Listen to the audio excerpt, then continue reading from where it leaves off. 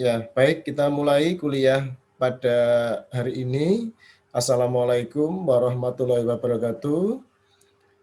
Selamat pagi, salam Waalaikumsalam warahmatullahi sejahtera bagi kita semuanya. Salam sehat, adik-adik. Tentang farmakologi, obat-obat sistem endokrin ya. Jadi pada kesempatan ini kita nanti akan membahas berkaitan dengan hormon reproduksi ya. Sehingga nanti kalau adik-adik di semester atas ya, ini sangat ada kaitannya ya dengan farmakoterapi sistem endokrin. Oke ya. Baik. Baik, adik-adik mahasiswa ya. Pada kesempatan ini nanti kita diskusikan, akan saya sampaikan hormon steroid reproduksi atau hormon reproduksi perempuan. Nah, adik-adik sekalian saya kira pada saat semester awal ya, dulu pernah disampaikan ya, anatomi fisiologi. Jadi ketika kita belajar farmakologi ini, syarat utamanya itu kita sudah mengambil anatomi fisiologi. Kita harus bisa mengkaitkan ya, dan menjadikan anatomi fisiologi itu modal utama ya bagi mata kuliah berikutnya. Nah, saya mencoba ya adik-adik sekalian ya, kalau belajar farmakologi itu kan bukunya aja tebel-tebel ya. Tidak mungkin lah, artinya kalau semua isi dalam buku itu diberikan ke mahasiswa ya. Saya khawatirnya nanti kalau semuanya diberikan malah boring ya, bosan, kemudian tidak tersampaikan ya, sehingga saya ambil yang poin-poin penting saja, sehingga nanti tinggal mengembangkan. Jadi kita mendidik mahasiswa itu kan supaya mahasiswa bisa belajar lagi ya, tapi dengan senang ya. Saya kan punya moto belajar dan bekerja dengan senang hati. Ya, sesuatu kalau dikerjakan dengan senang hati kan insya Allah akan menuai sesuatu yang baik juga kan. Nah ini, sehingga ketika belajar ini dengan senang hati. Nah, bagaimana membuat senang itu ya kuliahnya menarik ya. Kalau kuliahnya menarik kan otomatis kita senang gitu ya. Nah, jadi tidak kita enjoy, tidak menjadikan kuliah itu sebagai beban. Oke, lanjut aja. Fungsi reproduksi wanita ya adik-adik sekalian itu kan ada dua tahapan utama ya.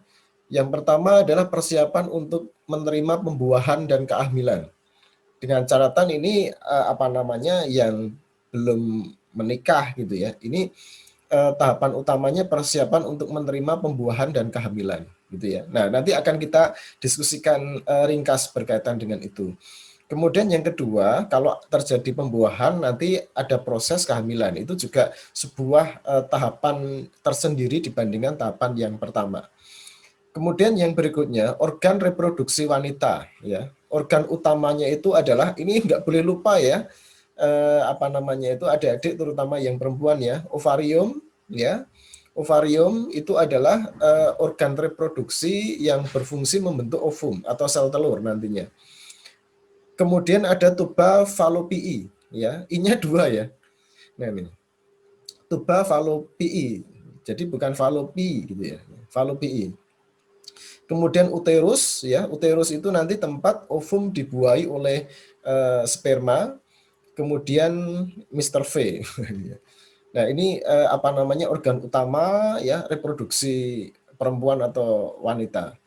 Kemudian ovarium tadi sudah saya sampaikan organ reproduksi yang membentuk ovum ya. Jadi ovum itu dibentuk oleh ovarium.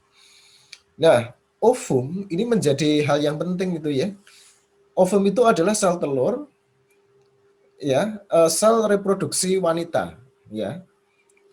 Dikeluarkan oleh folikel menuju rongga abdomen. Jadi ovum itu dihasilkan di ovarium ya kan. Nah, ovum tersebut atau sel telur itu dilindungi oleh suatu folikel gitu ya. Jadi diselubungi, dilindungi oleh suatu folikel. Kalau sudah matang nanti akan dilepaskan menuju ke rongga abdomen ya, melewati tuba falopii dan kemudian tujuan akhirnya uterus. Nah, di uterus itulah nanti si ovum itu menunggu ya, menunggu sperma itu. Nunggu di situ kan gitu ya. Nah, ini. Kalau yang ditunggu datang terjadi pembuahan. Nah, ini. Kalau tidak datang ya berarti kemudian siklus menstruasi berulang lagi. Nah, ini peran dari ovum seperti itu. Kemudian uterus itu adalah tempat di mana ovum ditanam di situ, ya, dan berkembang menjadi janin jika dibuai oleh sperma nantinya. Oke ya, jadi hanya satu ovum nanti. Nah, ini ya anatomi fisiologinya saya kira pada saat di semester awal sudah pernah disampaikan ya adik-adik sekalian, yaitu kan ada ovarium ya, dilihat sendiri ya. Kemudian nanti melepaskan ovum, kemudian melewati tuba fallopiae, kemudian ditanam ya di uterus di situ ya. Nah, oke. Nah, ini yang terpenting ini. Ini adalah siklus ya, siklus pengaturan produksi hormon reproduksi perempuan. Ya, ini mohon nanti dipelajari ya. Ini makanya porsi ini nanti menjadi hal yang utama ya adik-adik sekalian. Jangan ini jadikan ini sebagai fokus. Sekali lagi ya, pengatur utama di dalam produksi hormon-hormon steroid, hormon-hormon di dalam tubuh itu adalah hipotalamus gitu ya. Di situ ya hipotalamus ya, coba perhatikan di situ ya ada hipotalamus ya, gambar sebelah kanan. Nah, hipotalamus tersebut ya, itu coba perhatikan melepaskan hormon ya yang dinamakan LHRH ya kan, atau GnRH ya. LHRH atau GnRH ya, ada dua hormon. Hormon itu sama ini ya. LHRH atau GnRH. LHRH itu adalah hormon pelepas hormon pelutein ya. Atau sebenarnya itu merupakan singkatan dari luteinizing ya, hormon releasing hormon ya. Jadi kalau di bahasa Indonesia kan dibalik ya. Hormon yang ya merangsang pelepasan hormon pelutein kan gitu kan. Atau yang dinamakan juga dengan hormon pelepas gonadotropin ya. GnRH di situ. Ya, jadi hormon ya yang melepaskan gonadotropin. Gonadotropin itu apa, Pak? Gonadotropin itu hormon yang dihasilkan oleh, ya ini catatan ya, hormon yang dihasilkan oleh kelenjar pituitari atau hipofisis di situ. Ya, hipofisis anterior. Ya. Oke ya, clear ya. Kalau ada pertanyaan langsung bisa ditanyakan. Nah, kemudian LHRH atau nama lainnya adalah GnRH merangsang kelenjar ya hipofisis anterior, dalam gambar ini dinamakan pituitary, melepaskan gonadotropin di situ, ya kan? Nah, itu hormon ya yang merupakan hormon perangsang folikel atau FSH dan hormon pelutein ya. FSH itu di logika aja. Jadi kalau ada singkatan FSH itu follicle ya, stimulating hormone, hormon yang merangsang follicle gitu ya. Merangsang ya, bukan releasing ya. Jadi merangsang nanti. Jadi ini merangsang itu bukan dia menghasilkan, merangsang untuk dihasilkan, tetapi nanti merangsang pertumbuhan. Oke ya. Jadi istilah S dengan R itu juga beda ya. Sehingga dari kalau saya itu senang belajar ini singkatan ya. Oh, ini singkatan, dari singkatan tersebut kan kita bisa tahu fungsinya kan, maknanya kan gitu. FSH, follicle stimulating hormone. Berarti ini hormon yang fungsinya nanti merangsang gitu ya pertumbuhan folikel. Kalau tadi LHRH ya, itu luteinizing hormone, releasing hormone. Hormon yang fungsinya nanti merangsang gitu ya kelenjar pituitari ya, hipofisis anterior untuk melepaskan hormon pelutein ya, atau LH. Oke ya. Nah, kita kembali ke kelenjar hipofisis anterior. Hipofisis anterior melepaskan hormon perangsang folikel, dan yang kedua hormon pelutein atau luteinizing hormone. Ada dua ya. Nah, fungsinya ya ini sebentar ya. Ini disekresi oleh kelenjar hipofisis anterior, disekresi sebagai respon terhadap hormon yang dikeluarkan hipotalamus tadi yang dinamakan GnRH atau LHRH. Nah, sekarang fungsinya ya LH itu meningkatkan derajat pertumbuhan korpus luteum. Nah, adik-adik, Pak, korpus luteum itu apa? Nanti kita jelaskan. Ini di garis bawah dulu ya. Jadi LH itu meningkatkan derajat pertumbuhan korpus luteum. Itu di garis bawah dulu. Kemudian kalau FSH mempercepat pertumbuhan folikel. Jadi folikel tadi apa? Folikel itu adalah tempat di mana ovum ya itu berkembang ya.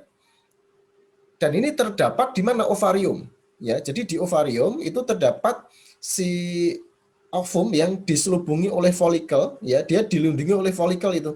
Ya kan untuk tumbuh kemudian matang gitu ya.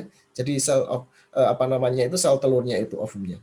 Nah, FSH itu dirangsang oleh folikel itu dirangsang oleh FSH, ya kan?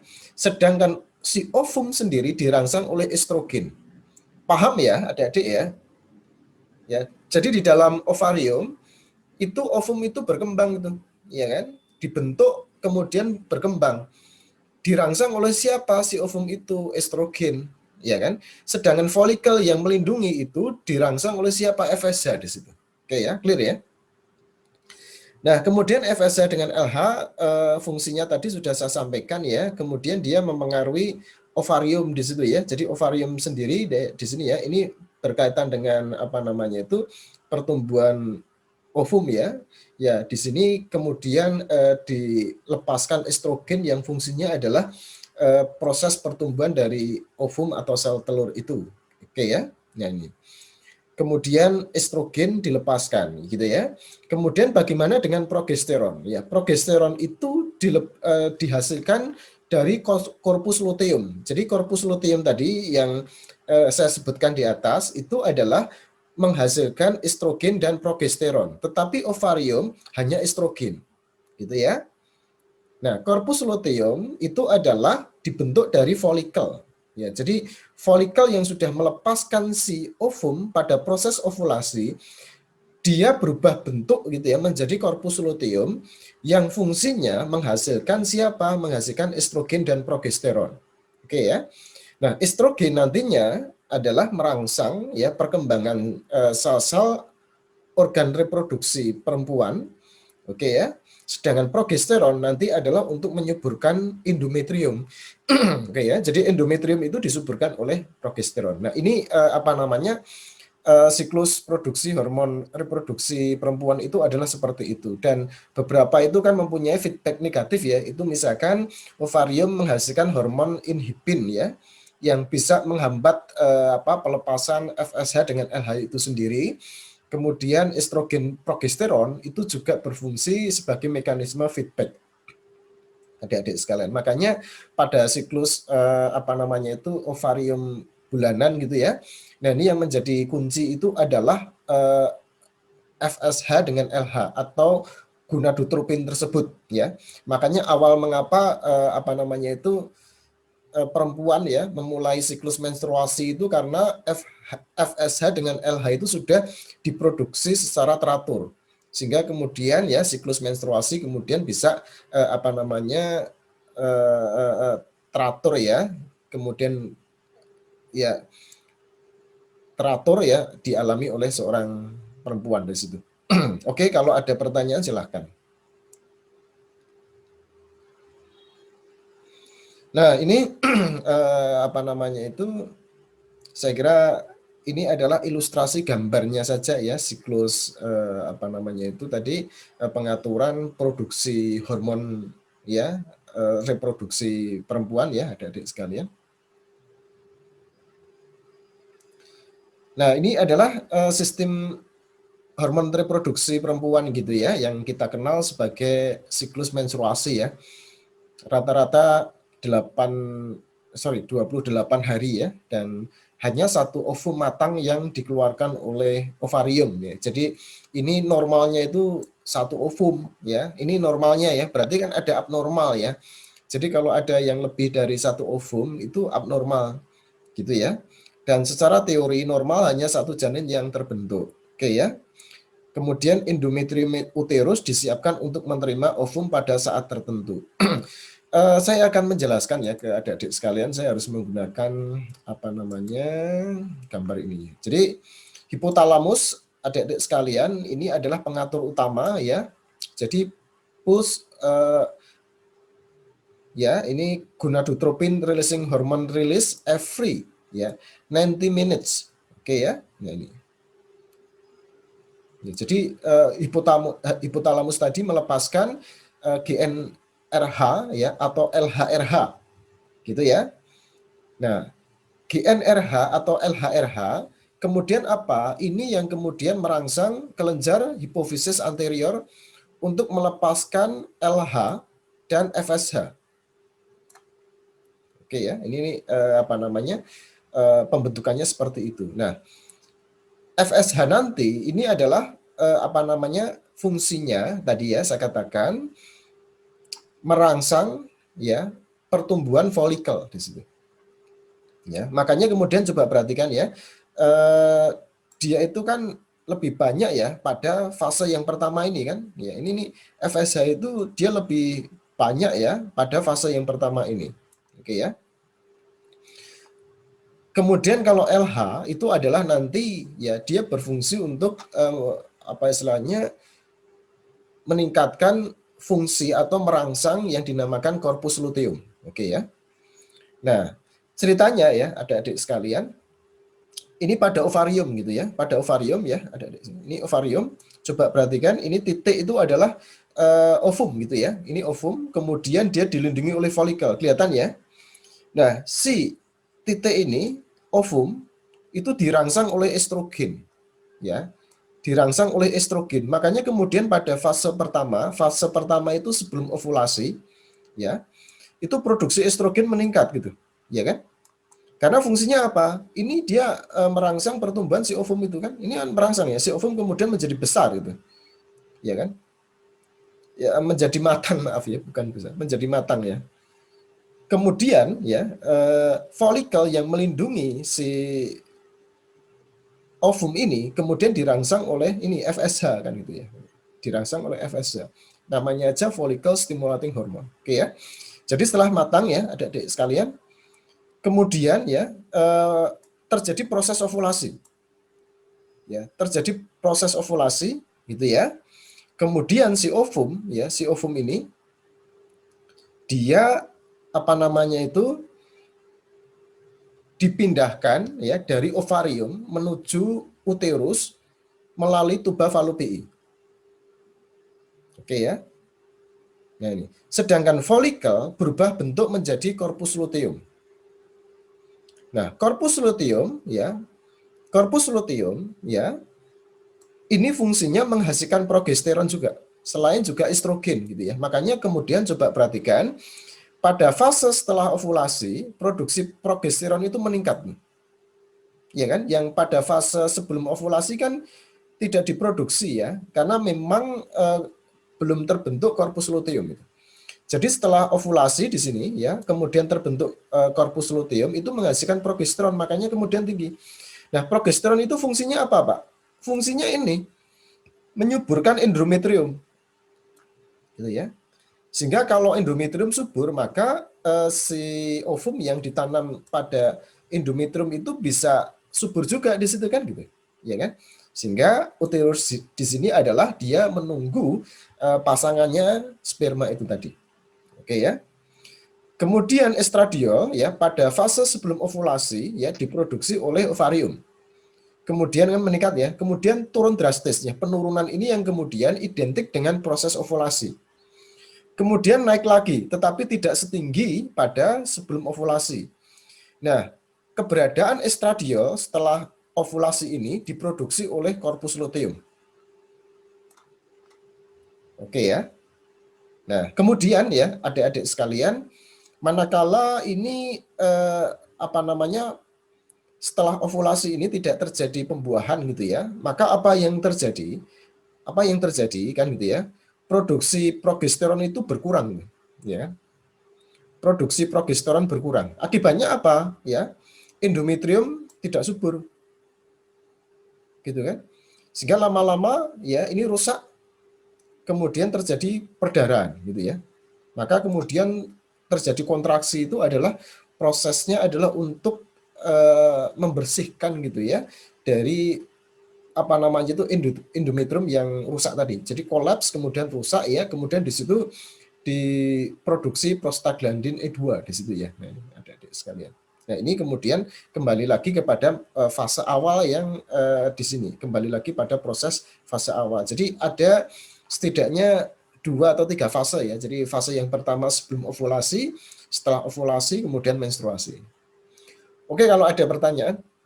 Nah, makanya adik-adik sekalian, sebenarnya konsep KB dengan menggunakan pil KB gitu ya, itu adalah permainan gitu ya, modifikasi dari siklus menstruasi ini aja ini. Untuk memperpanjang gitu ya masa untuk memperpendek masa subur ya, siklus menstruasi pada perempuan di situ. Sehingga tidak memungkinkan bagi sperma untuk membuahi sel telur karena apa? Karena masa suburnya itu kemudian berkurang gitu ya. Nah, ini masa subur itu adalah setelah ovulasi ya, mestinya kan gitu ya. Karena pada saat ovulasi tersebut gitu ya, sel ovumnya itu adalah dia tertanam di endometrium, kemudian apa namanya itu menunggu sperma untuk dibuahi. Nah, ini kan memodifikasi apa siklus tersebut aja ini pemberian pil KB ini. Kemudian pada saat misalkan menjelang ke tanah suci ya, itu kan menunda proses apa namanya itu menstruasi kan. Ini caranya apa? Ya caranya sebenarnya konsepnya sangat gampang ya. Sehingga mengapa terjadi atau mulai proses menstruasi ini kan diakibatkan karena apa? Pelepasan progesteron kan. Nah, progesteron fungsinya adalah menyuburkan endometrium kan gitu ya. Manakala progesteron itu kemudian berkurang ya, apa akibatnya? Endometrium kolaps, rusak ya, kemudian terjadi perdarahan. Tetapi kalau misalkan ini progesteron itu ditingkatkan kadarnya dari luar, maka proses menstruasi itu akan tertunda karena apa? Endometriumnya itu kemudian tetap bisa subur ya, kemudian apa? Bisa dicegah adanya kolaps dan mengalami kerusakan gitu ya. Nah, karena apa? Diberikan progesteron ya pada saat apa namanya sebelum menstruasi terjadi itu. Nah, ini modifikasi tertentu ya yang digunakan untuk tujuan tertentu juga. Tetapi ini kalau digunakan secara tidak tepat ya, khawatirnya adalah nanti bisa merubah siklus menstruasi yang sudah normal ini. Oke ya, ini kita lalui aja. Ada pertanyaan ya adik-adik sekalian? Silakan. Permisi Prof, ini Mbak Mutia bertanya lewat chat. Oke, sebentar. Saya tak anu ya. Kalau chat itu, waduh saya harus anu ya. Harus stop share dulu nih. Saya bacakan, Prof.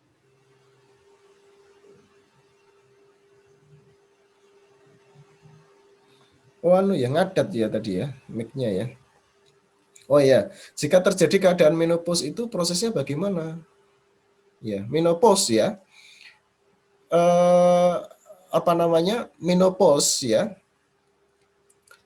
Menopause ya, itu kan ya tadi ya siklusnya kan gitu ya, adik-adik sekalian gitu ya. Itu mulainya itu kan biasanya usia 12 ya, 12 ya. Jadi sekali lagi gini, siklus menstruasi itu terbentuk manakala produksi gonadotropin gitu ya, FSH dengan LH itu sudah teratur, ya kan? Nah, produksi itu teratur sangat dipengaruhi oleh sistem saraf pusat kan, yaitu hipotalamus. Oke. Ya nih, sangat dipengaruhi oleh apa namanya hipotalamus. Oke ya. Jadi setelah produksi FSH dengan LH itu sudah teratur juga kan gitu ya, maka siklus menstruasi itu sudah teratur juga dan sudah terbentuk. Nah, secara teoritis itu usia 12 sampai 16, ya kan? Dulu ada pertanyaan menarik, tetapi kok beberapa person itu kok maju, Pak? Ya kan? Ya sekali lagi bahwa apa? Itu sangat dipengaruhi oleh sistem saraf pusat hipotalamus itu sendiri karena kontrol utama ya dalam konteks ini adalah hipotalamus. Dan saya katakan ya sebelum apa namanya di kuliah awal, sistem pengatur utama itu ada dua.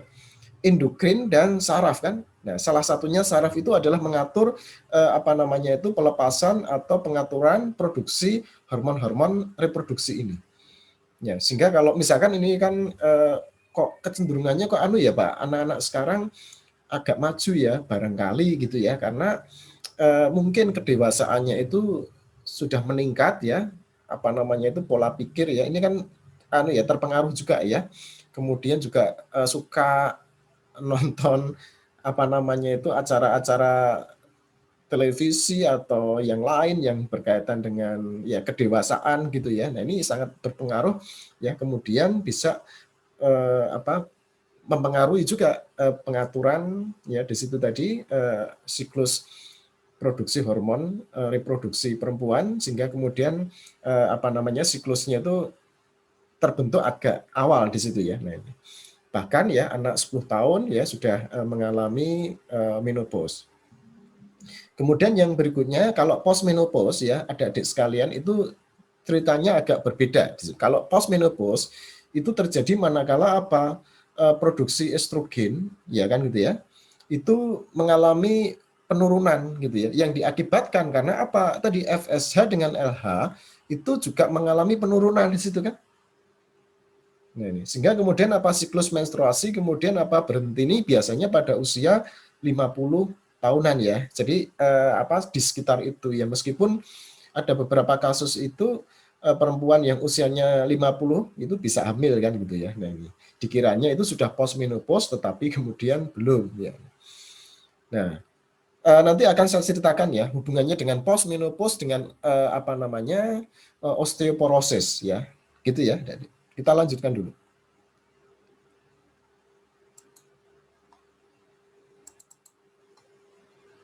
Nah, ini adik-adik sekalian ya, tadi secara ringkas sudah saya sampaikan gitu ya tentang siklus menstruasi. Sekarang adalah sekresi gonadotropin dari kelenjar hipofisis. Jadi sekali lagi gonadotropin itu adalah FSH dengan LH yang dihasilkan oleh kelenjar hipofisis anterior.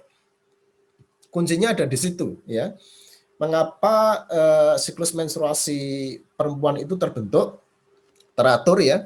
Karena produksi sekresi gonadotropin itu sudah dihasilkan dan diproduksi kelenjar hipofisis anterior secara teratur juga.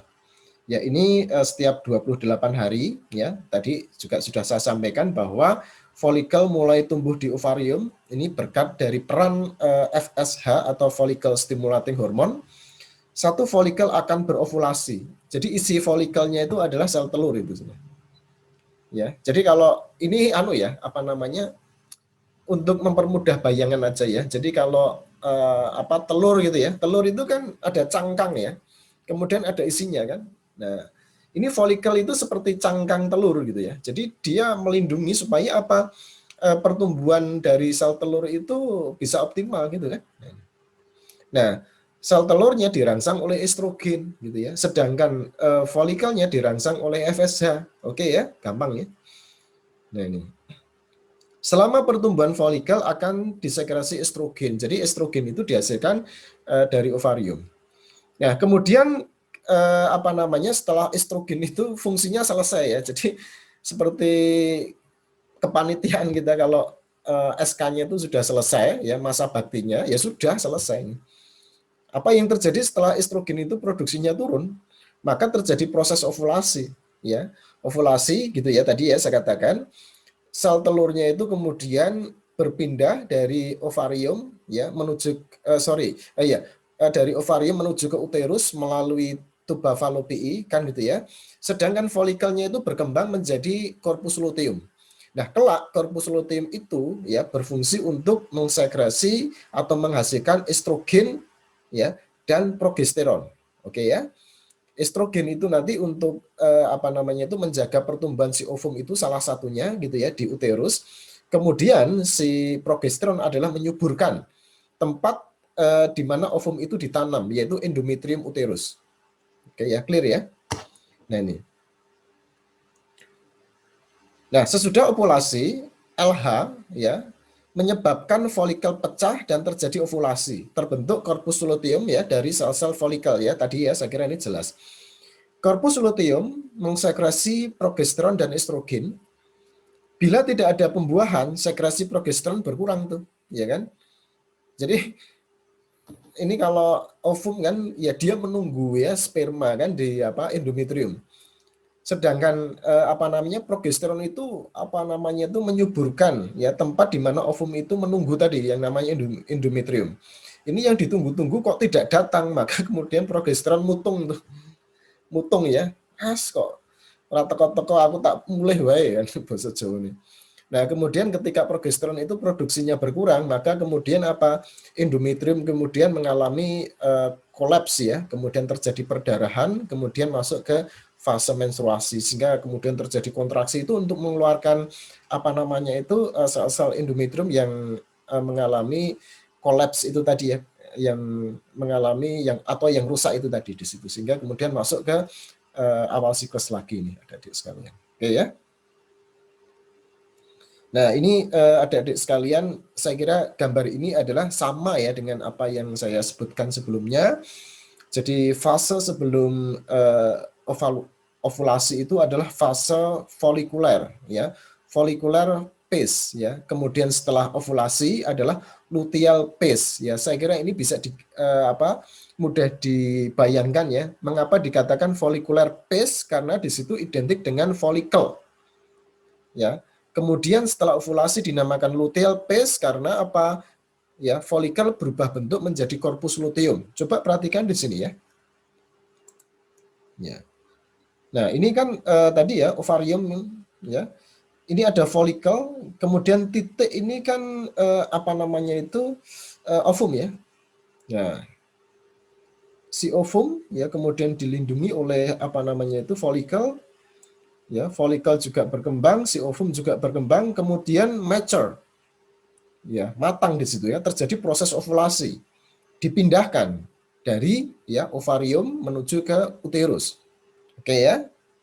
Nah, kemudian si folikel berubah bentuk menjadi korpus luteum yang fungsinya ini ya menghasilkan progesteron dan estrogen. Nah, sedangkan si estrogen pada fase sebelum ovulasi dihasilkan oleh ovarium atau folikel di situ. Oke ya. Nah, ini apa namanya itu produksi dari LH ya, adik-adik sekalian. Kemudian FSH, oke ya. Kemudian ini estrogen, kemudian progesteron. Jadi nanti coba di logika ya, mengapa progesteron itu dia lebih banyak di fase luteal ini atau setelah ovulasi gitu ya. Kemudian estrogen ya dia pada kedua fase ya, fase sebelum apa namanya itu ovulasi dan fase setelah ovulasi kan.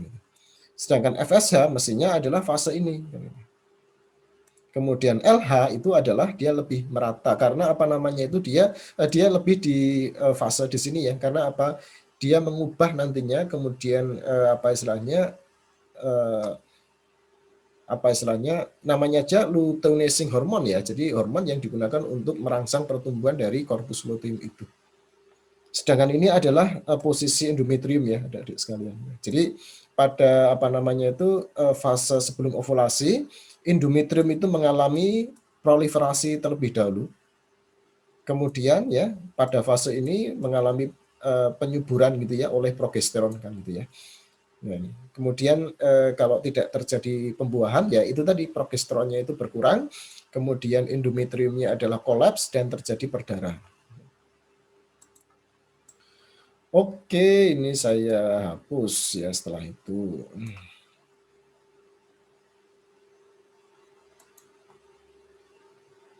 Nah, ini anak kembar ya, adik-adik sekalian. Kalau anak kembar, ini apa namanya kehamilan dengan 2 janin atau lebih ya.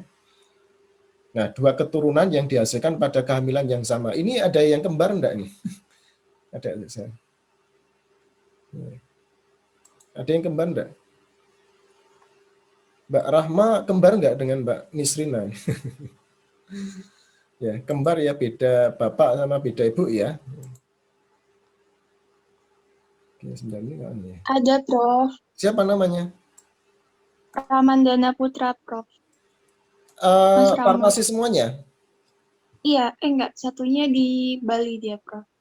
Oke, wajahnya sama atau enggak? Ya, jadi ini hal yang menarik ya. Ini bukan apa namanya itu materi kuliah, tetapi perlu kami sampaikan ke adik-adik karena masih apa berhubungan ya. Jadi kembar itu ada dua ya. Yang pertama adalah monosigot ya. Yang kedua adalah disigot nih.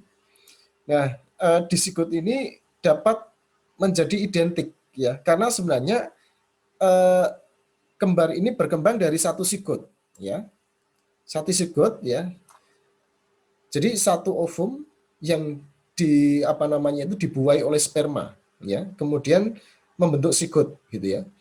Nah, sigotnya kemudian membelah ini kan namanya abnormal kan, membelah dan membentuk dua embrio. Nah, dalam konteks ini nanti akan menghasilkan gitu ya, kembar yang identik di situ ya, adik-adik. Kemudian yang kedua disigot. Ya, disigot itu ini sekali lagi abnormal ya. Jadi apa namanya itu yang normalnya satu telur dia dua telur. Yang masing-masing terpisah dibuai oleh dua sperma. Itu ya. Kemudian jadilah kembar. Nah, kalau kembarnya itu disigot itu sebenarnya adalah saudara ya. Makanya kalau orang Jawa dulu itu sebenarnya kembar itu adalah juga saudara ya. Yang keluar duluan itu adiknya kan gitu ya. Yang belakangan itu kakaknya. Gitu. Kakaknya ngalah gitu ya. Makanya kemudian apa namanya kalau kembar ini tidak ilmiah gitu ya, tetapi apa namanya orang Jawa dulu sering mengatakan seperti itu kalau kembar itu yang keluar duluan itu adiknya. Yang belakangan itu kakaknya karena kakaknya itu ngalah di situ ya. Nah ini. Nah, kalau di dalam konteks disigot itu seperti itu. Jadi ini sebenarnya keluarga aja ya.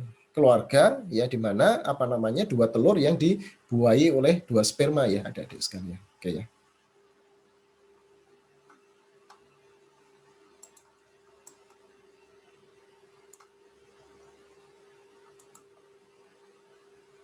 Nah, ini tadi anak kembar ya adik-adik sekalian ya, monosigotik ya, ini dari apa namanya satu sel telur ya eh, dibuai oleh satu sperma kemudian membentuk sigot gitu ya. Sigotnya membelah gitu ya. Nah, ini. Sedangkan yang disigotik ya, disigot ini dua sel telur ya dibuai oleh dua sperma juga membentuk apa namanya itu dua sigot ya, kemudian dua embrio. Jadi eh, tipe kembar itu adalah setidaknya ada dua ini, gitu ya, adik-adik sekalian. Nah, oke, ini saya.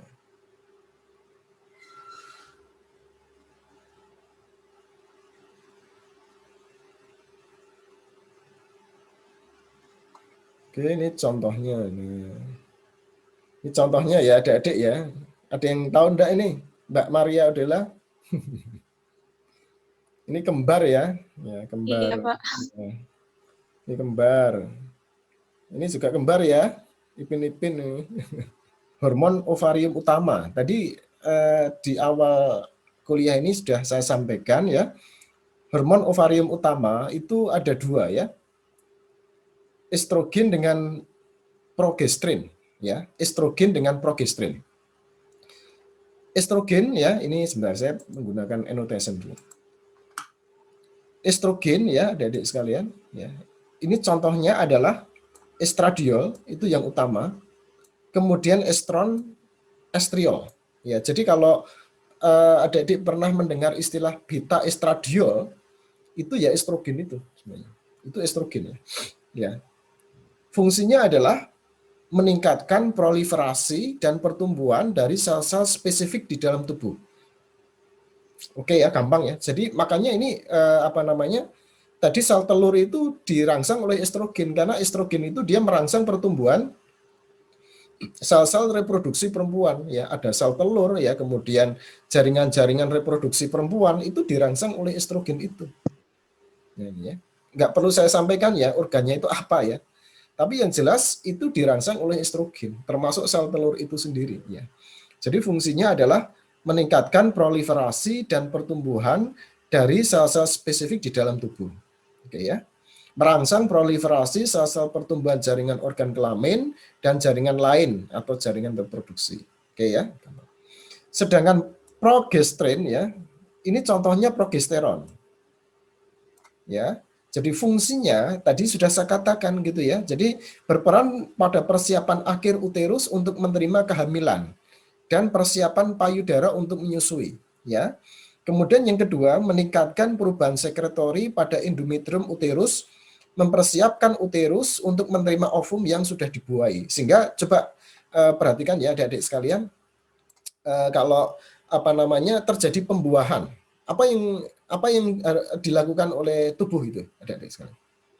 Kalau terjadi pembuahan, progesteronnya itu dia akan tetap turun atau apa ya istilahnya kadarnya tetap ini. Ya, ada yang jam enggak nih? Ada yang bisa jam enggak? Kalau terjadi pembuahan ya. Izin menjawab, Prof. Ya, silakan Mbak Dwika. Ya, mungkin progesteronnya tetap ada, Prof. Kan tadi Ya, untuk menyuburkan ya, kehamilannya, ya, endometriumnya. betul ya. Nah, sehingga yang menjadi pertanyaan ya, Mbak, itu ya. Jadi nanti setelah terjadi apa namanya pembuahan kan tadi ya proses pembentukan sigot dan seterusnya, sehingga uterusnya itu harus terjaga itu. Sehingga pada saat proses kehamilan itu progesteron juga tetap terjaga ya. Yang memproduksi siapa? Ya nanti dibantu oleh plasenta namanya. Oke ya, sehingga peran progesteron itu sangat besar sekali ya nanti di dalam fase kehamilan ya, adik-adik sekalian. Oke ya, sehingga logika adik-adik sudah main gitu ya. Nah, senang kalau saya seperti itu karena belajar yang baik itu dengan menggunakan logika dan kita harus senang dengan apa yang kita pelajari dulu. Oke, lanjut ya. Ini saya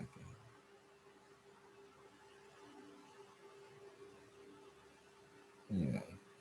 Ini rumus-rumus kimia, kalau saya rumus kimia tidak akan saya keluarkan ujian ya. Oke. Nah, kemudian obat yang terkait hormon perempuan ya sekarang. Jadi ini adalah obat-obat yang terkait hormon perempuan. Yang pertama estrogen. Jadi ketika saya berbicara estrogen itu juga obat. Karena kan ada estrogen yang dihasilkan dari tubuh itu yang dinamakan estrogen endogen. Disekresi oleh ovarium dan korpus luteum kan. Ada estrogen eksogen ya. Estrogen eksogen itu yang sengaja dibuat gitu ya untuk obat gitu kan ini. Jadi ada endogen, ada eksogen ya. Kalau endogen itu yang dihasilkan dari tubuh, kalau yang eksogen itu yang obat ya. Nah, yang estrogen eksogen itu ada dua macam tuh. Yang pertama kontrasepsi oral.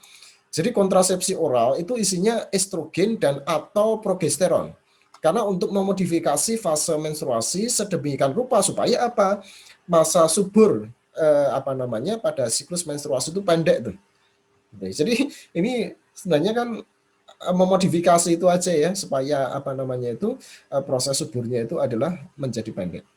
Ya, jadi dikombinasi dengan progesteron untuk mengeblok ovulasi yang terjadi ini. Sehingga apa namanya bisa digunakan untuk mencegah proses kehamilan. Jadi proses ovulasinya itu diblok.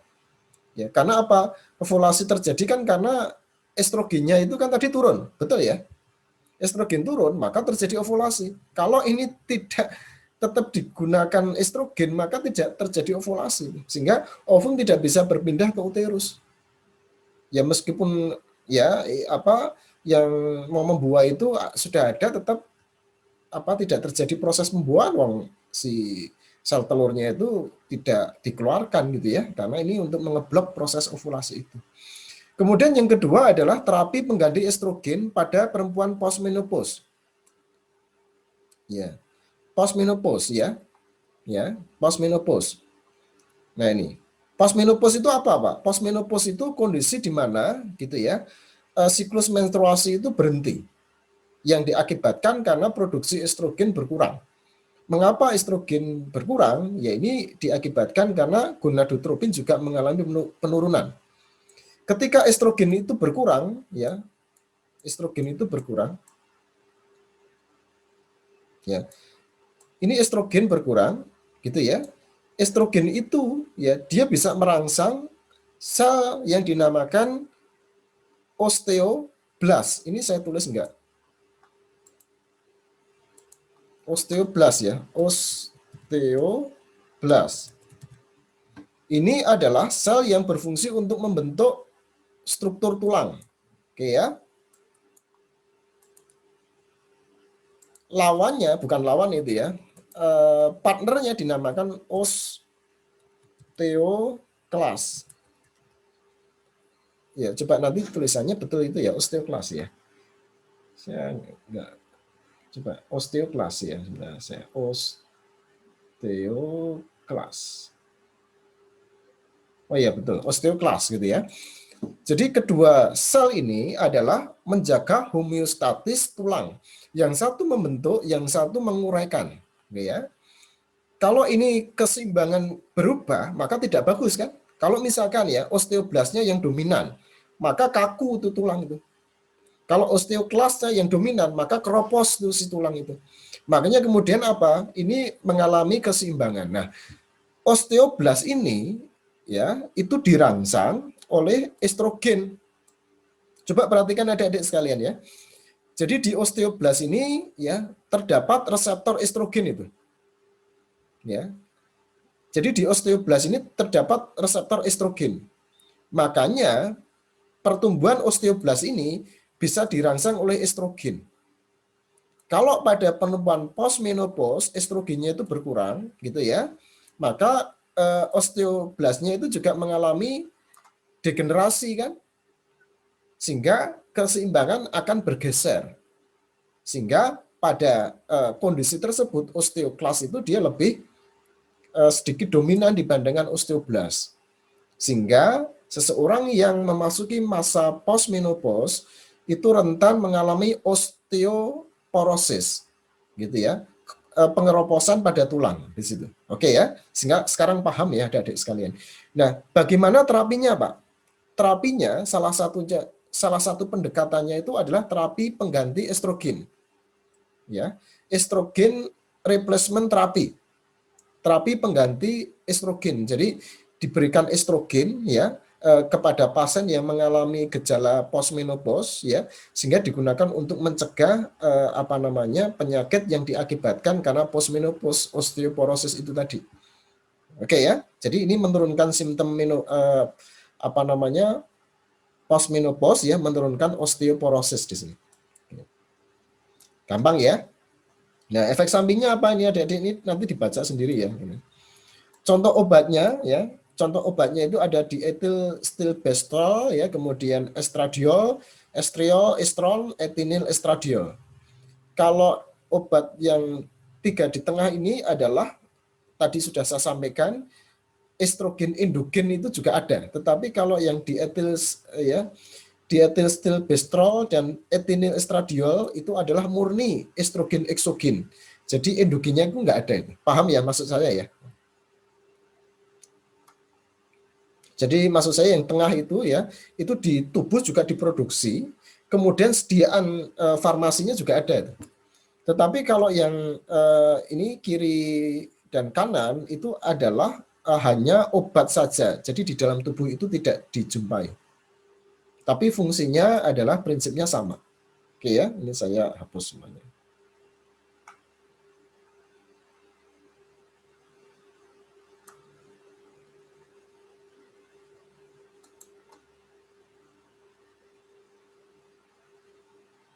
Nah, ini yang anti estrogen. Kalau tadi estrogen, sekarang anti estrogen. Anti estrogen ya, itu ada 2 ya. Yang pertama adalah modulator reseptor estrogen. Ya, istilah modulator itu adalah adjustment ya. Jadi kalau tinggi ya diturunkan, kalau rendah ya dinaikkan. Itu modulator. Modulate itu adalah itu adjustment itu. Tetapi kalau stimulate itu menaikkan. Ya, inhibit itu menurunkan di situ. Oke ya. Yang kedua adalah clomiphene ya. Nah, modulator reseptor estrogen itu obatnya ada 2. Yang pertama adalah raloxifene ya. Yang kedua adalah tamoxifen. Itu sangat terkenal dua-duanya. Gitu ya. Coba perhatikan, saya menerangkan yang tamoxifen dulu. Tamoxifen itu modulator reseptor estrogen yang sifatnya antagonis. Jadi ketika dia berikatan dengan reseptor estrogen menjadi inaktif tuh. Ya kan?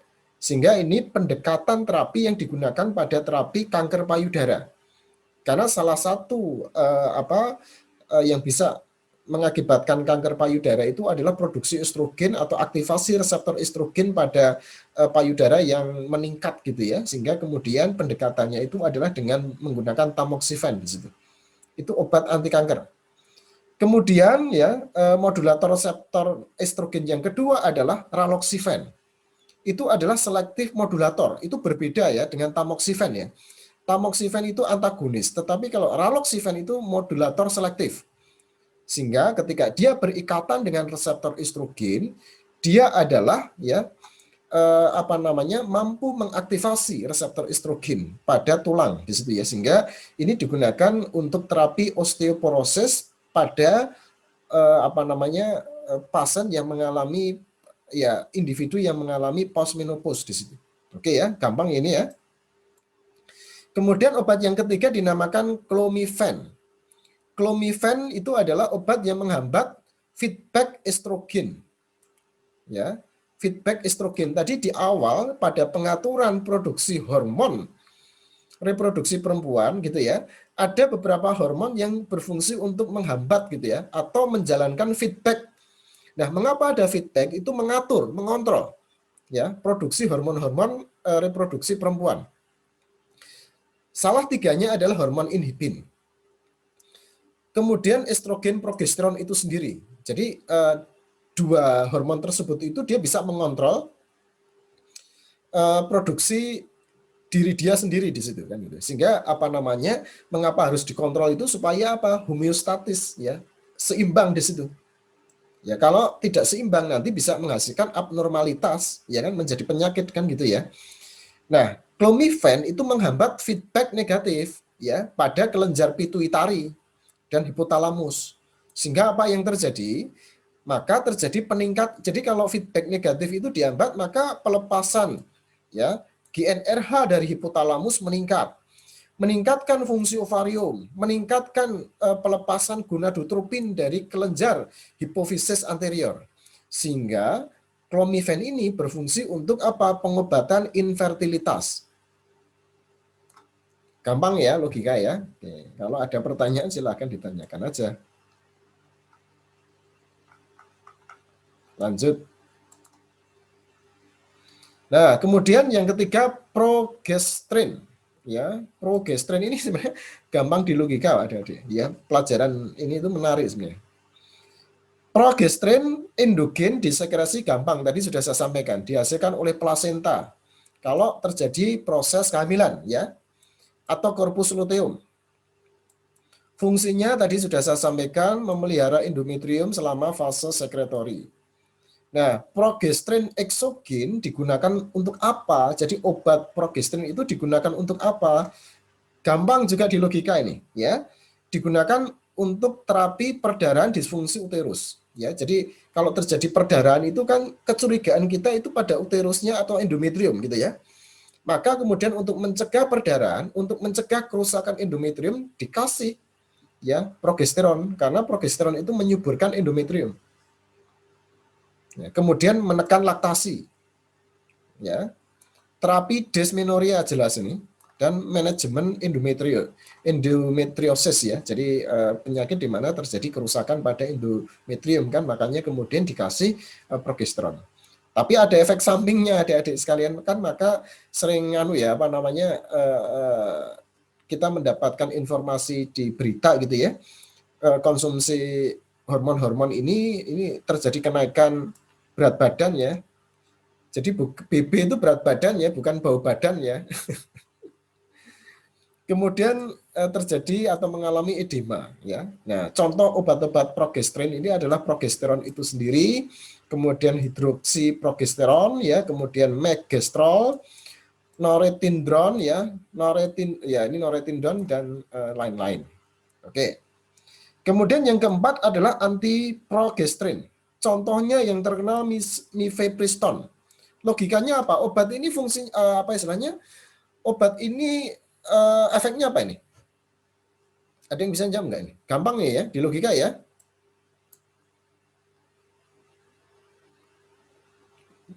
Ada yang bisa jawab? Mbak Dwika? Yang ini Pak, di PPT sudah ada ya Pak, dia Oh, sudah ada merumuskan. ya? Oh iya, Ya. pinter ya.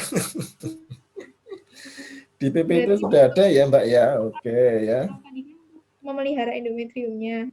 Mm-mm. Kalau ini berarti dia merusak endometriumnya supaya kehamilan itu Ya, jadi maksud saya, tidak terjaga. Ya menghentikan kehamilannya gitu ya Pak. ya, jadi gini ya adik-adik sekalian ya, tugas dari calon apoteker ya dan juga apoteker-apoteker itu adalah memahami konteks ini ya, sehingga nanti karena obat ini sering disalahgunakan ya, sehingga menjadi tanggung jawab kita ya sebagai apa namanya unsur kesehatan untuk memberikan edukasi ke masyarakat ya. Jadi mifepriston itu kan sering disalahgunakan untuk proses aborsi gitu ya, dan parahnya itu dijual-jual anu ya, di apa ya tahu sendiri ya adik-adik ya gitu ya. Jadi ini sangat berbahaya ya. Jadi antiprogesterin itu sering disalahgunakan ya. Jadi bekerja merusak uterine lining ya. Kerusakan pada uterus untuk menghentikan kehamilan ya sehingga digunakan proses aborsi. Logikanya sih gampang tadi ya. Bahwa antiprogesterin itu berlawanan dari progesterin kan gitu ya.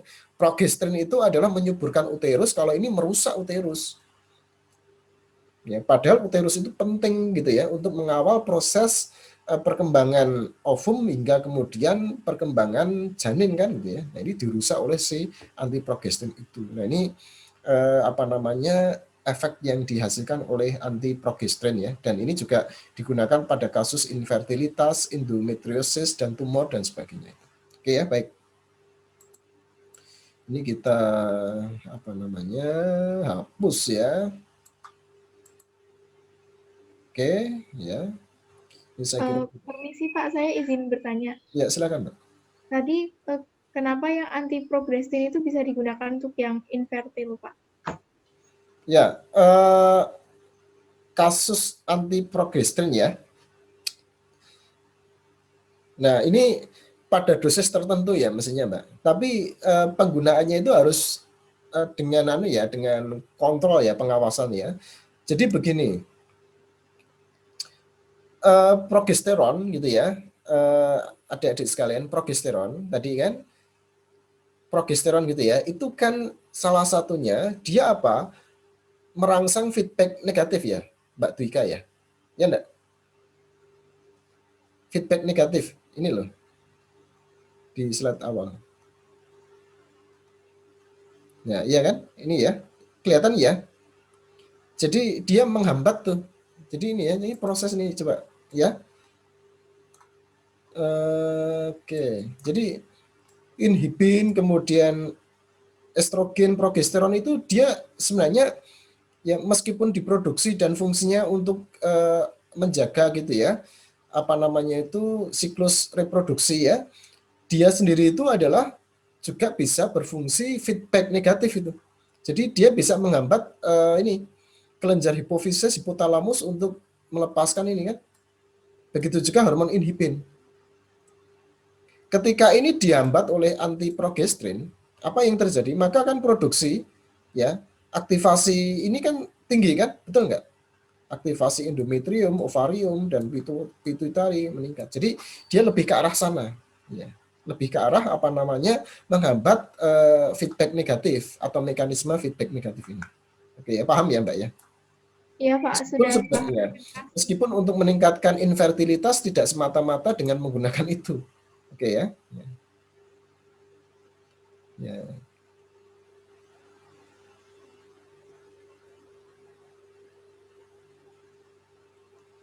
Oke ya, Mbak. Oh, sudah ya. Nah, kalau sudah gantian sekarang ya hormon reproduksi laki-laki. Ini menarik ya, adik-adik sekalian, kemarin ada kasus atlet voli perempuan. Ya, namanya siapa? Ada yang tahu? Yang berubah menjadi laki-laki itu ya. Iya, Manganangkov. Wah, ini apal ya Mas Musoleh ya. Oke ya, ini luar biasa itu ya, karena apa? Dalam sejarah itu tim voli putri Indonesia mampu berturut-turut ya menjadi juara 2 SEA Games. Ya berkat itu tadi Aprilia Manganan ya. dulu sempat diprotes oleh tim Filipina waktu itu ya. Nah, dia kan mengalami kelainan itu. Jadi apa namanya itu, saluran kencingnya itu tidak berada pada ujung alat kelamin pria ya, tetapi di pangkal sehingga dikira itu perempuan sejak kecil di situ. Ya, ini merangsang psikologis si anak itu kan, sudah tertanam pada diri dia bahwa saya perempuan gitu. Meskipun badannya itu laki-laki itu ya, sehingga ini secara psikologis dia perempuan. Nah, ini kan.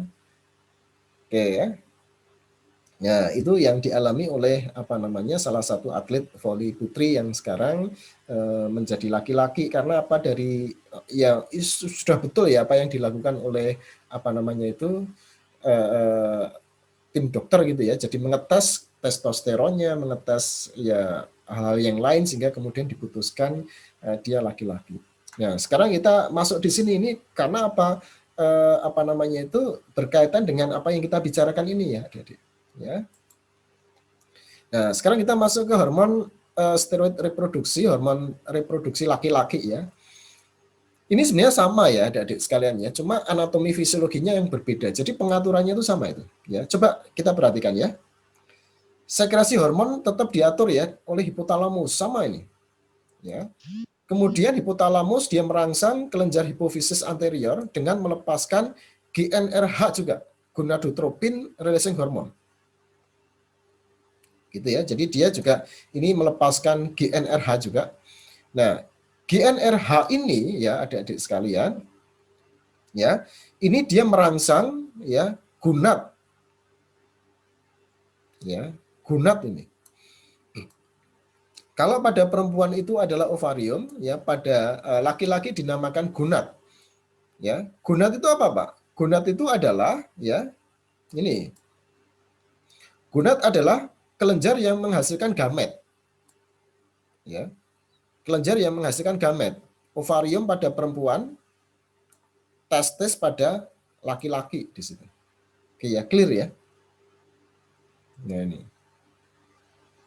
Kemudian sama ya, jadi gonadotropin itu hormon yang merangsang gonad tadi ya. Kalau tadi saya sampaikan FSH, follicle stimulating hormone dan luteinizing hormone. Pada laki-laki juga ada ya, FSH dengan LH. Jadi ini tidak hanya dimonopoli oleh kaum perempuan ya, laki-laki pun juga dia punya itu ya, FSH dengan LH di situ. Oke ya. Sama dengan siklus reproduksi pada perempuan ya, GnRH ini beraksi pada kelenjar hipofisis anterior atau kelenjar pituitari, melepaskan gonadotropin, sama ini FSH dengan LH. Oke ya. Hanya pada laki-laki hormon LH ini ya dinamakan ini ICSH, interstitial cell stimulating hormone. Ya, jadi pada laki-laki ya ini namanya ICSH. Ya, sama ini.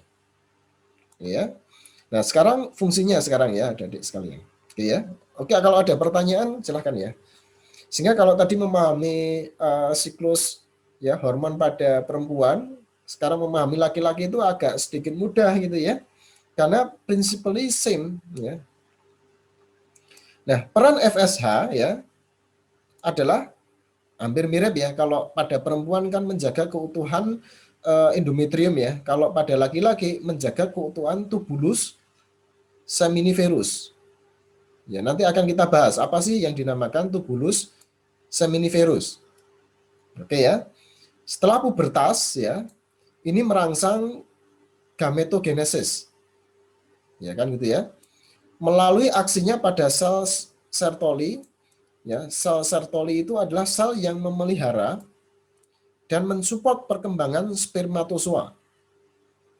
Ya, perkembangan spermatozoa atau gamet ini yang dinamakan gametogenesis nantinya. Oke ya. Jadi proses perkembangan apa namanya sperma ini kan gitu ya. Ini nanti dirangsang oleh FSH. Sebenarnya hampir sama sih.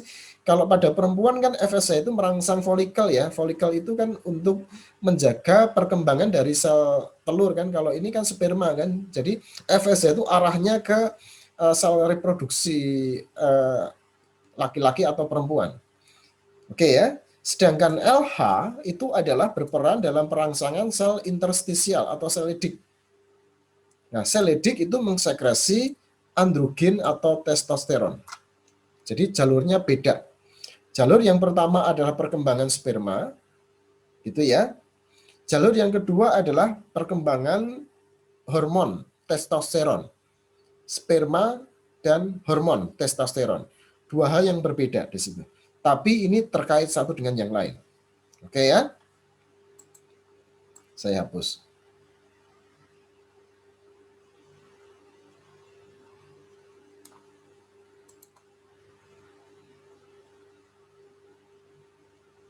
Nah, sama ya, adik-adik sekalian coba perhatikan di sini.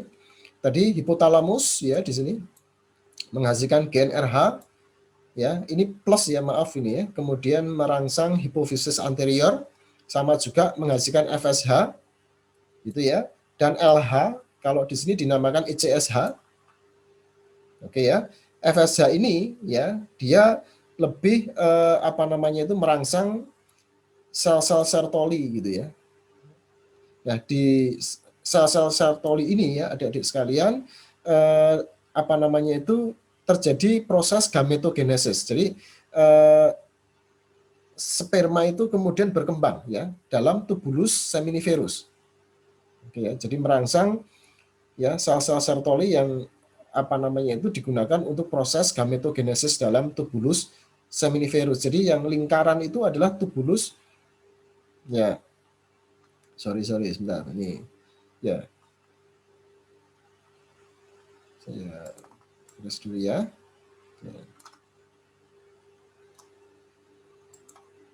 Nah, ini sebentar ya. Nah, ini. Jadi FSH menjaga keutuhan tubulus seminiferus di situ. Ya. Setelah pubertas merangsang gametogenesis melalui aksinya pada sel Sertoli. Oke ya. Nah, kita kembali ke ini. Ya. Jadi FSH ini kan gitu ya adik-adik sekalian itu ya menjaga keutuhan tubulus seminiferus. Ya, tempat di mana proses gametogenesis di sini. Ya. Atau perkembangan dari sperma itu. Oke ya. Di samping itu, FSH ini dia juga ya merangsang sel-sel Sertoli untuk ya proses gametogenesis. Oke ya. Ini jalurnya adalah FSH. Sedangkan untuk yang ICSH, kalau pada perempuan itu LH ya, ini adalah dia berkaitan dengan ya sel-sel interstisial ya. Sel-sel di antara ya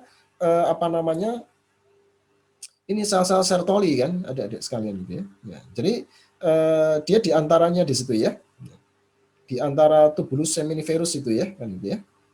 Nah, kemudian ICSH itu merangsang ya produksi testosteron ini. Oke. Nah, testosteron nantinya ya di dalam tubuh dia diubah menjadi dihidrotestosteron yang digunakan untuk perkembangan organ-organ atau sel kelamin laki-laki ya. Oke ya, saya kira cukup jelas ya adik-adik sekalian. Ini kita hapus sekarang. Ini juga ada mekanisme feedback negatif ya adik-adik sekalian, sama juga saya kira dengan yang di perempuan tadi. Nah, kita masuk sekarang hormon reproduksi laki-laki. Ya, androgen namanya, ya kan? Nah, androgen utama adalah testosteron. Ya, jadi testosteron itu merupakan androgen utama. Nah, androgen itu mempunyai dua fungsi, adik-adik. Ya, yang pertama adalah efek maskulinisasi. Yang kedua adalah efek anabolik. Ya, makanya secara kodrati ya, laki-laki itu lebih maskulin ya, gitu ya. Oke, nah ini meningkatkan spermatogenesis ya, jelas ya. Kemudian disfungsi seksual, ya. Kemudian perkembangan perbaikan karakter laki-laki gitu ya. Nah, ini. Jadi fungsi utamanya adalah itu. Jadi digunakan pada kasus disfungsi seksual ya untuk perkembangan perbaikan karakter laki-laki, kemudian meningkatkan spermatogenesis. Kemudian efek anaboliknya itu adalah meningkatkan massa otot. Makanya secara kodrati laki-laki lebih berotot daripada perempuan gitu kan. Kemudian densitas tulang ya, meningkatkan densitas tulang, kemudian meningkatkan massa sel darah merah. Jadi ini memang androgen efek utamanya ya pada laki-laki itu adalah ada 2 efek itu tadi. Efek maskulinisasi dan efek anabolik. Kemudian androgen utama adalah testosteron, ya kan? Testosteron dihasilkan oleh sel Leydig tadi, ya. Sel Leydig dari testis gitu ya. Kemudian dihasilkan oleh ovum, kemudian kelenjar adrenal. Kok dihasilkan dari ovum, Pak? Berarti ada apa namanya itu karakter laki-laki pada perempuan. Iya, tetapi apa? Jauh lebih rendah dibandingkan pada laki-laki di situ. Ya kan? Karena apa? Reseptor, ya kan? Apa namanya itu androgen itu lebih dominan gitu ya pada laki-laki dibandingkan perempuan di sini. Ya, tetap ada kan? Kalau pada perempuan itu karakter laki-laki di situ kan? Ya. Oke ya. Nah ini disekresi diatur oleh sinyal hormonal dari hipotalamus dan kelenjar hipofisis anterior ya, mekanisme feedback juga ya. Jadi ini penggunaan kliniknya kalau androgen itu adalah terapi pengganti pada disfungsi testikular, kemudian merangsang pertumbuhan linear tulang, kemudian juga pengobatan anemia. Dan ini juga salah satu apa ya istilahnya substansi atau senyawa yang sering digunakan atau disalahgunakan ya adik-adik sekalian, misalkan pada kasus doping gitu ya. Ini terutama pada atlet-atlet perempuan di situ, ya kan? Dengan mengkonsumsi apa namanya obat-obat atau senyawa ya turunan hormon androgen ini gitu ya. Dengan asumsi apa massa ototnya itu kuat ya.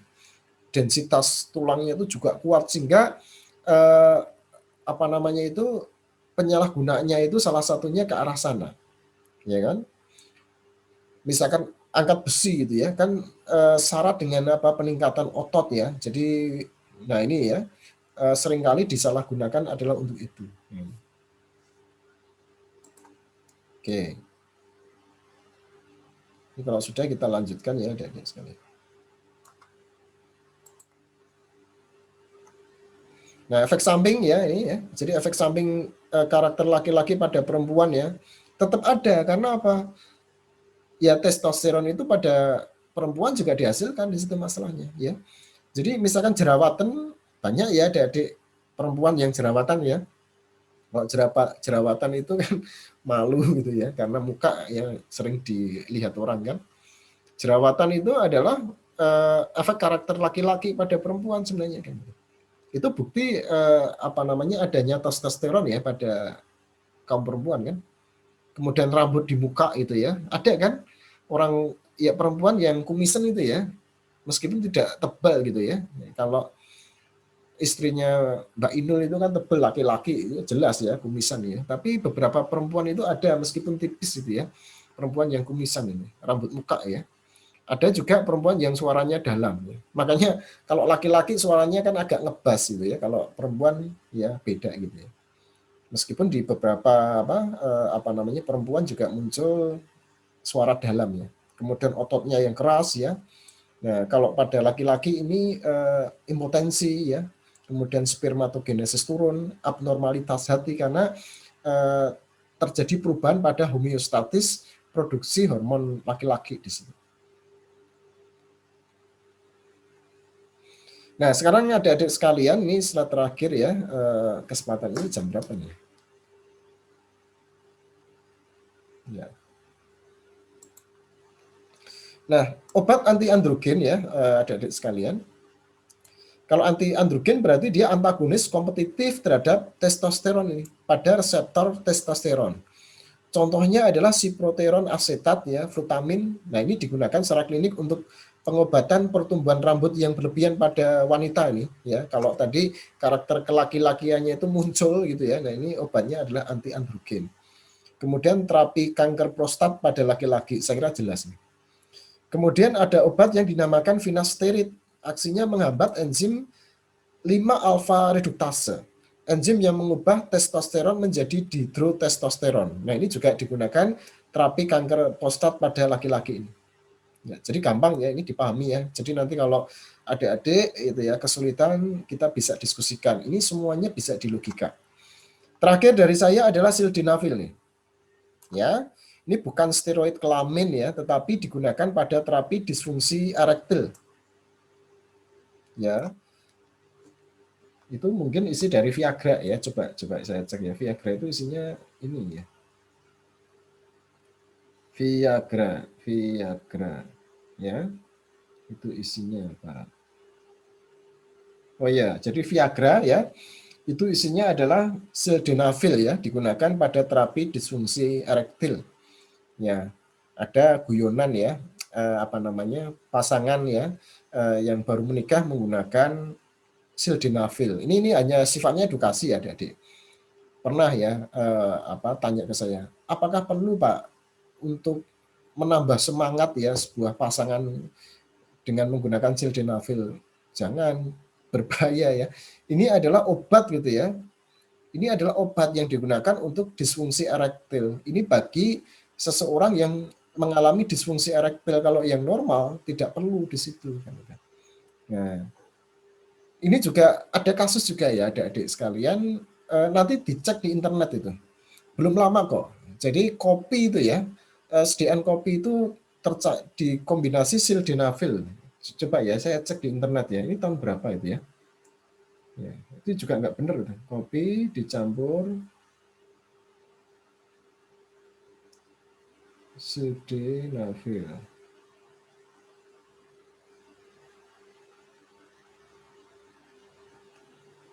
Ya, ini kan, ini ada apa namanya? Kenali efek berbahaya kopi campur obat impotensi. Nah, ini kalau adik-adik klik di Google ya, ini apa namanya itu banyak sekali beritanya itu. Ya, itu tahun berapa ya? Dulu ada dosen farmasi yang mengulas itu kok ini. Ya. Nah ini ya. Oke. Nah, kopi dapat meningkatkan detak jantung ya, sedangkan sildenafil bisa menimbulkan ya ereksi yang terus menerus. Nah ini apa istilahnya? Ini ulasan ya, ulasan dari beberapa artikel. Ya, sehingga ini banyak juga disalahgunakan kopi kok dicampur di sildenafil gitu ya. Nah, aksinya sildenafil ini adalah menghambat fosfodiesterase. Ya, fosfodiesterase itu enzim yang mengubah ya si GMP menjadi GMP. Ya, si GMP berfungsi dalam relaksasi otot polos. Ini tidak saya teruskan, tolong di logika, di imajinasi sendiri, ya kan? Paham ya, relaksasi otot polos. Relaksasi otot polos itu identik dengan ya tadi silakan di logika sendiri. Saya tidak apa namanya menyebutkan lebih jauh di situ ya. Jadi sildenafil itu seperti itu ya. Jadi ini adalah menghambat fosfodiesterase atau phosphodiesterase inhibitor. Ya, dan adik-adik sekalian, phosphodiesterase inhibitor itu ada beberapa jenis obat ya. Obat asma itu juga ada nih yang kategorinya menghambat phosphodiesterase. Phosphodiesterase inhibitor namanya teofilin. Pernah dengar nggak? Pernah, Pak. Ya, teofilin itu sama itu. Jadi teofilin itu phosphodiesterase inhibitor. Tapi ya, jadi gini. Teofilin itu adalah apa namanya phosphodiesterase inhibitor ya. Dia bekerja relaksasi otot polos. Tapi otot polos saluran pernafasan. Gampang ya. Kalau ini mohon dicatat tetapi tidak saya keluarkan ujian, tetapi ini untuk pengetahuan adik-adik sekalian. Cilostazol itu juga phosphodiesterase inhibitor. Ya kan? Dia juga fungsinya relaksasi otot polos, tapi otot polos pembuluh darah. Sehingga digunakan untuk menurunkan tekanan darah. Sehingga sebagai salah satu apa namanya obat yang digunakan untuk ya hipertensi ya, cilostazol namanya. Oke ya. Sildenafil pun juga demikian. Dia juga relaksasi otot polos, tapi otot polos pada organ tertentu. Jadi ini apa namanya banyak ya kategori obat yang tergolong phosphodiesterase inhibitor. Bahkan ya adik-adik sekalian, kopi yang adik-adik sering minum itu juga phosphodiesterase inhibitor. Kopi pada kadar yang rendah ya, dia cenderung apa relaksasi pembuluh darah itu.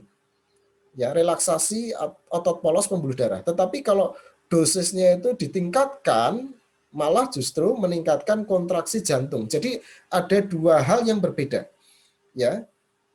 Jadi sifat phosphodiesterase inhibitor itu ya, itu ada dua hal. Pada otot polos dia relaksasi, pada otot jantung kontraksi. Nah, jenis phosphodiesterase itu ada beberapa ya. Ada phosphodiesterase inhibitor, phosphodiesterase, coba nanti dicek di internet gitu ya. Jenisnya itu apa namanya itu apa berbeda-beda. Maka kemudian efeknya tadi kan juga berbeda-beda ya pada organ yang berbeda-beda di situ kan. Jadi misalkan teofilin itu pada saluran pernafasan ya, dia lebih ke arah sana. Kemudian cilostazol itu pada pembuluh darah, sildenafil pada organ tertentu. Nah, logikanya sama ya, kopi juga demikian. Makanya kalau adik-adik minum kopi itu sebenarnya yang direkomendasikan kan sedikit ya, dia bisa menurunkan apa namanya itu tekanan darah melalui vasodilatasi. Tetapi kalau minum kan biasanya berlebihan ya, makanya kemudian deg-degan ya. Jantung yang kontraksinya meningkat ini yang kemudian juga bisa malah justru kemudian meningkatkan tekanan darah di situ. Oke, demikian ada pertanyaan adik-adik sekalian?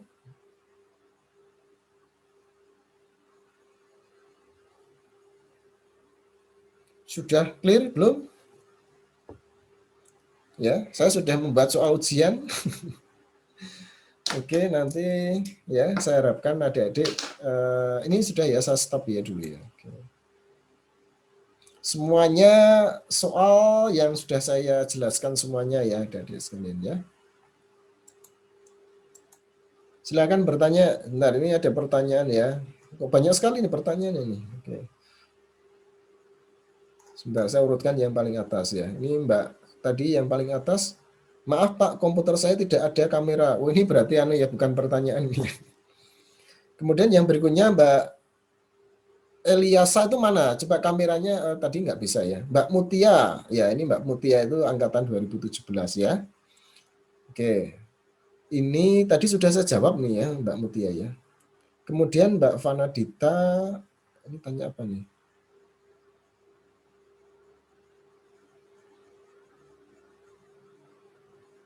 Pertanyaannya itu privately ya, jadi nanti saya jawab anu aja nih. Oke ya, saya jawab Japri aja.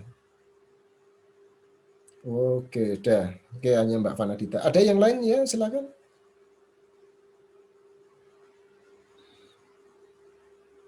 Ya. Silakan adik-adik sekalian. Cukup? Pak, saya izin bertanya, Pak. Ini Ya, silakan Mbak Dwika.